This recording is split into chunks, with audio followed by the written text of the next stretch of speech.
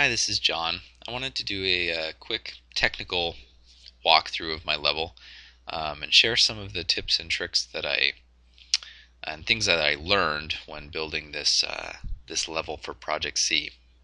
So there are a couple little technical hurdles that I had to get over when creating this level.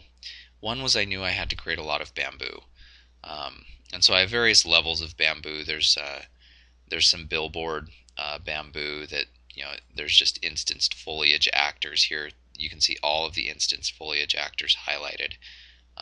Lots of instanced foliage all over the place, which is creating the bulk of the bamboo. Then there's also billboards that go way far back there, that kind of break the horizon so that we can't see out much further than the fog goes. But then I have hero bamboo, which I've dressed around the grotto here, and I'm actually pretty happy with this hero bamboo. So what I wanted something that was really easily configurable, that I could play with in the editor. I knew if I created a model of a branch of bamboo that all of them would look the same. And I'd have to create a lot of different variations to kind of get the variations that I wanted, and so I decided to try and do this procedurally. So what I did was I broke the bamboo up into the different pieces that actually make it up, and there's 3 different pieces. So there's a bamboo segment, and here you can see that bamboo segment, and on that segment I added sockets. So these are basically places where I can attach stuff. So I'm going to attach other segments of bamboo, and I'm going to attach branches. There's the bamboo top, which actually looks like this. It's just a little spear of bamboo.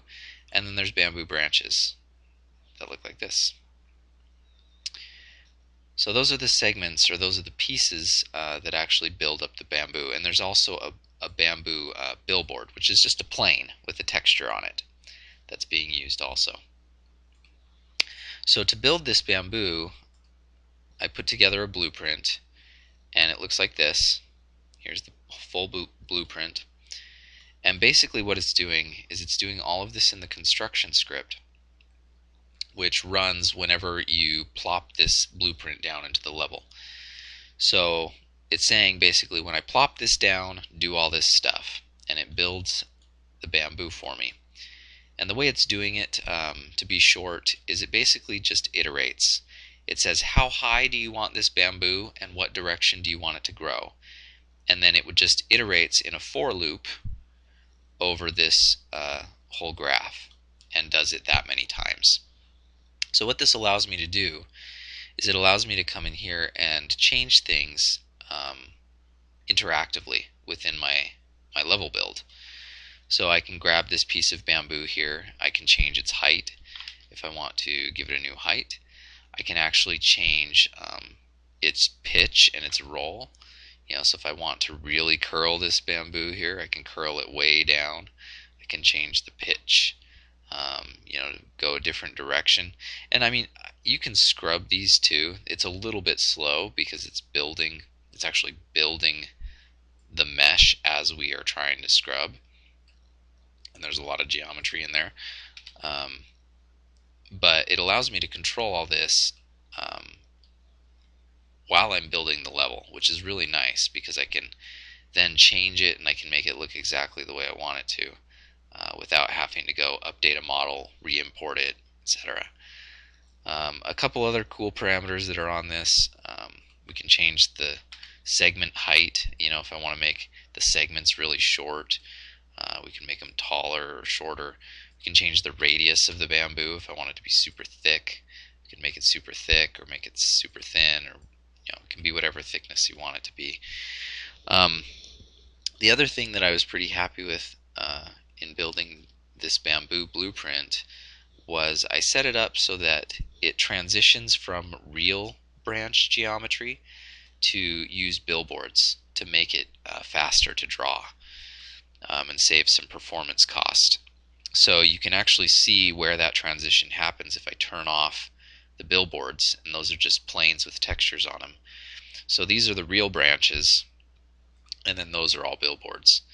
And I can change where that transition happens with this value right here. If I specify a value of 600, I've added a few more branches that are real.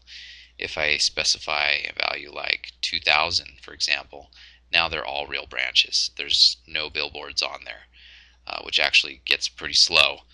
So I tried to find a good transition height. You see, if I go low, they all become billboards.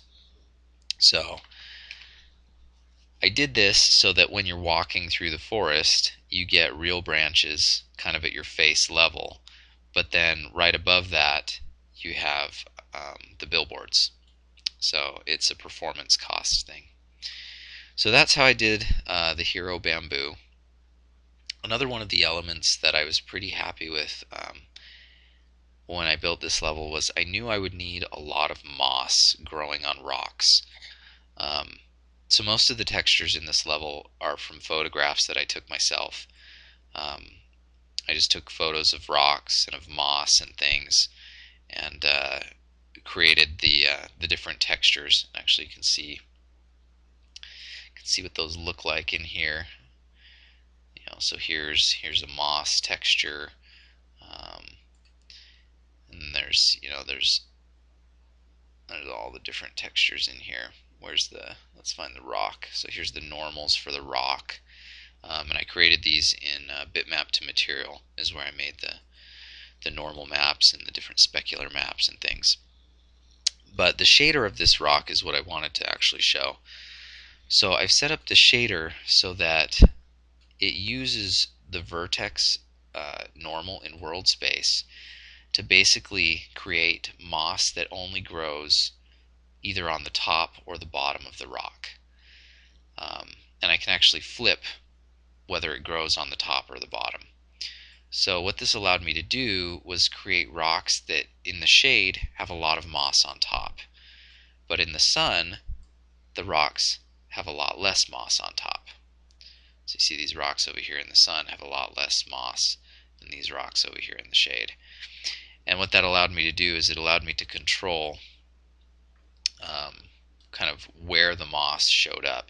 So this is actually a good example. On these lanterns, for example, I have the moss growing on the top of the faces, but on these stone steps I wanted it to grow around the bottom. And so I can flip that inside of the shader here with this this particular invert blend mask value. And what that allows me to do now is the moss is going to show up on the bottom instead of on the top. So now you notice on the top there's no moss, but in the middle, which would actually be the bottom if this was wrapped to a real mesh, there's moss. So that's what that does. And then I've got that actually multiplying by some noise here.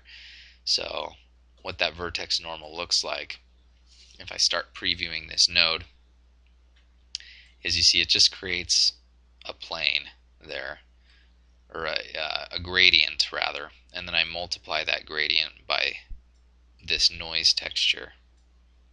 And so that's what's controlling the mask for what will be moss and what will be rock. So I've got that going on all over in this level, is these rocks with moss. And I was able to quickly create instances that allow me to control how much moss is showing up on a particular item. So here's an instance, for example, that if I pull this aside and open up its parameters, I've got this moss creep value, for example, that will allow me to grow more moss, creep that moss over the edge with my noise value, or take it way down. So that's what that is doing. Another cool technical aspect of this level that was fun to figure out, the waterfall. I'm not entirely happy with the waterfall, but there was a lot of things I learned by doing it.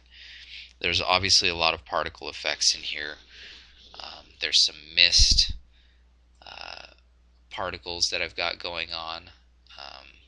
So if you look at those, you can see it's just textured planes that are creating this mist. And then there's water droplets. I'm not particularly happy with the water droplets. I created this shader that actually makes it look like the water is running down the rock, which I thought was pretty cool. So you get this look of wet rock, and I'm controlling where the rock is wet and where it's not with vertex colors. So if I actually visualize the blue vertex color, you can see that where it's blue, the rock ends up being wet, and where it's not, the rock ends up being dry. And I'm actually using vertex colors all over in here. The terrain, for example, I knew I needed to have rocks and leaves and moss and all these different textures going on. So I used vertex colors to paint those, to paint masks basically for where those would show up. So if I show the RGB, you can see it's like a kaleidoscope of color. Wherever there's red is rocks, wherever there's green is leaves, wherever it's blue is moss. So if I show those on their individual channels, it's much easier to see. You can see where each of the different things shows up, and then that uses this shader. In the shader, I go and I grab the vertex color, the red, the green, or the blue, and I use that to mask out different areas in the shader of where the different textures will show up. So that's how I got the kind of the variation in the texture going on there. The last thing I'll show is the dragon blueprint that I set up in here. So this actually is a pretty simple blueprint, but I think it's a pretty fun effect. So where is he? Here he is, dragon blueprint. So looking at this blueprint, basically what I've got is I have a dragon mesh in here, and this mesh is using a special material, which is my ghost material, and I'll turn the opacity on here so we can see it. The opacity starts at 1, or at 0 rather, so that this guy is turned off by default, because I don't want him showing when you first walk into the shrine. And so there's this box here, and what this box is the trigger volume. So you can see the box. Actually, you can't see it very well. Well, there it is. So you can see the top of it. It basically encompasses this whole doorway. So as soon as you walk through this box, it triggers the dragon blueprint. So that's what this is right here.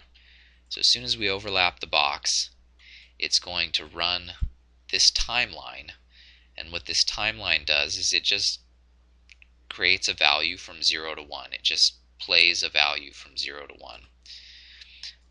And so what that does is it then drives the intensity of a point light, and it also drives the opacity value of our shader.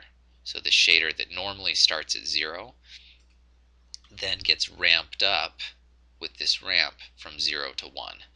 So the dragon becomes visible.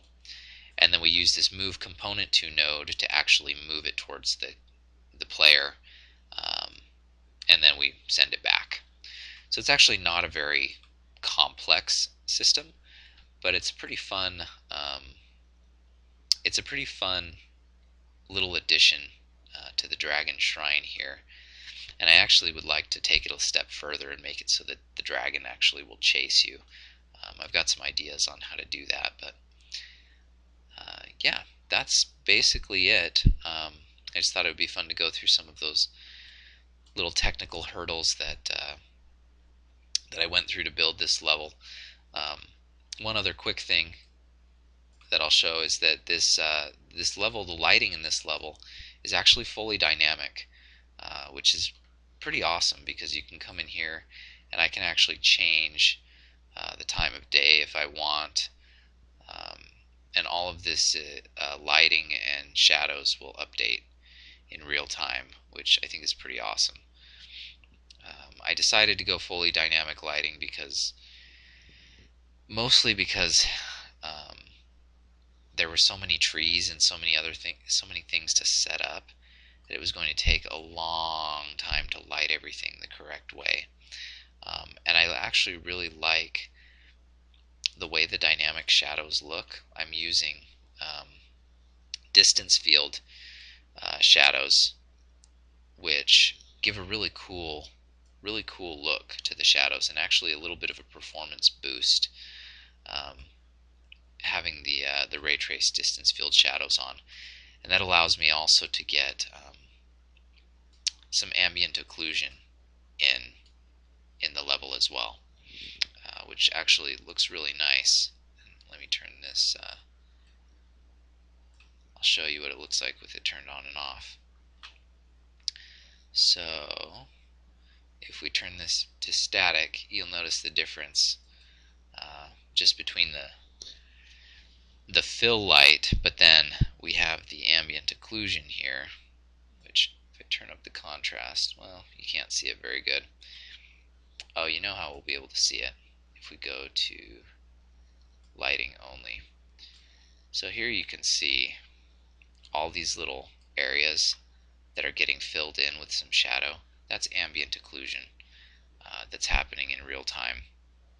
And you can see there you can kind of see how it's coming on and off. It's not very easy to see. Oh, that's better. So there's on and off. So it makes a big difference to have this ambient occlusion in the scene. It adds a lot of nice subtle shadow and cool lighting effect. So anyway, that is my level, and yeah, I hope you like it. Thanks, bye.